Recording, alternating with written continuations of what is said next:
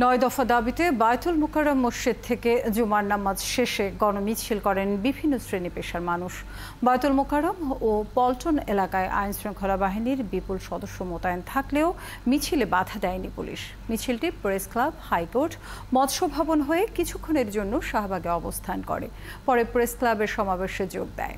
ইশতিয়াক ইমনের রিপোর্ট।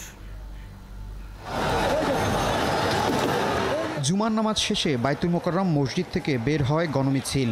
কোটা আন্দোলনে শিক্ষার্থী নিহতের প্রতিবাদ সহ 9 দফা দাবিতে এই কর্মসূচি ডাকেন কোটা আন্দোলনকারী ও কওমি মাদ্রাসা ছাত্রঐক্য।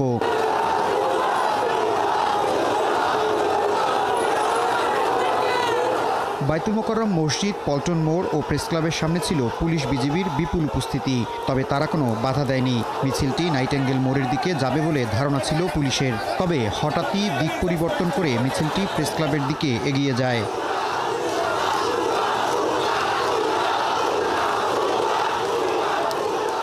প্রেস ক্লাব থেকে হাইকোর্ট হয়ে শাহবাগ গিয়ে থামে মিছিল। সেখানেও পুলিশের কোনো বাধা ছাড়াই অবস্থান নেন আন্দোলনকারীরা।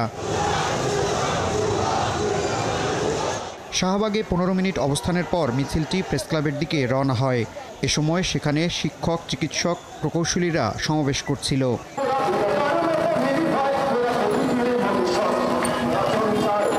এ সময় প্রেস ক্লাবের সামনে থাকা পুলিশদের সরিয়ে দেয় আন্দোলনকারীরা।